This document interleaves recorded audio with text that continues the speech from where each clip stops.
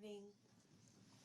Good evening, Chairman Creighton, members. Thank you for sticking with us on this late evening for the opportunity to speak. My name is Paige Duggins-Clay. I'm an attorney and the Chief Legal Analyst for IDRA, a nonprofit, nonpartisan civil rights organization dedicated to educational opportunity. I'm also the parent of 4 kiddos, daughter of an educator, and an avid reader.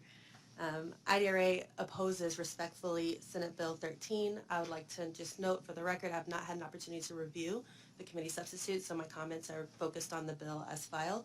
And we oppose this bill because it creates processes that would permit schools and communities to ban books inconsistent with individual, personal, or political values, simply because they don't like the perspective or the content of the material. We're also very concerned because it does eliminate this very important educational exception for materials with scientific, educational, or governmental justifications, and instead limits that protection, which is an affirmative defense to criminal prosecution, to only cover government-sanctioned speech.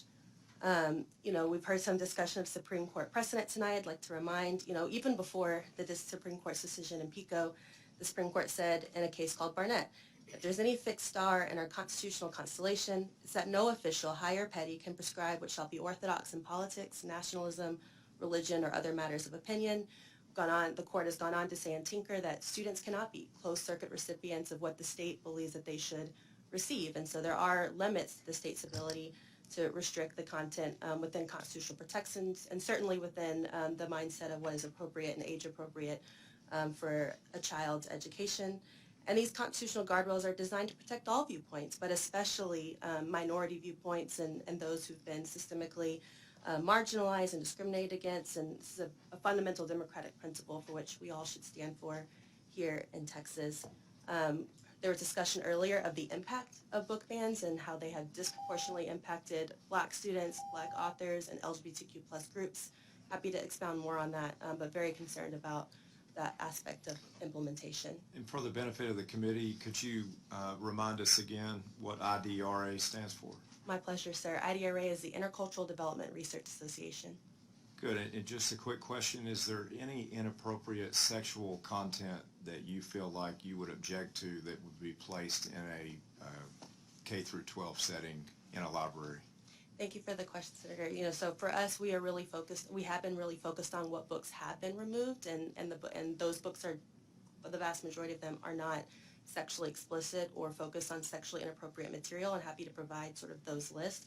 I am not an educator trained on sort of the standards for evaluating books of that nature, but certainly would trust educators and librarians to use those guidelines and make determinations. Certainly there are books that should not be available, and I don't feel qualified to make those determinations. IDRA has no position on at what point inappropriate sexual content in a K through 12 setting library would be viewed by IDRA as completely inappropriate. Yeah, No. it's a good question, Senator. So just to be very clear, so we are very focused on the civil rights of students and education. We certainly would acknowledge that there are books that are inappropriate for kiddos in schools, and that's not within our expertise to make those determinations. Yeah, your testimony is broader than that answer. Well, I think my concern. I'm just making that clear. Yes, Senator Paxton. So you said that you do have a list, though, of material that has been noted as objectionable? Yes, ma'am. Could you provide that list to me? I'd be happy to do that, and if I may expound just briefly. Okay. The concern here is that we're using terms like inappropriate, local community values, and those are objectively broad terms, right? That are subjective to folks' interpretations. We had a conversation earlier about what might be objectionable. Well, and to be clear, in the bill, though, I mean, we are talking about it like that, but in the bill, it specifically talks about material that is named in the penal code. I mean, it's the language in the bill is very specific. Very specific. Sure. Well, and absolutely. Senator Campbell. Thank you, Mr. Chairman. I would just make a comment. Thank you for your testimony. You said that you feel like you're not in any position to judge the books, or said something like that. I am not an educator, but let me tell you what you are. You're a mother of 5. Is that what you said? 4, ma'am. 4? No more necessary. 4.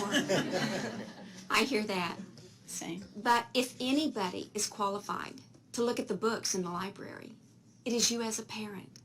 Thank you, Mr. Chairman. Thank you so much. Members, any other questions? Okay, thank you.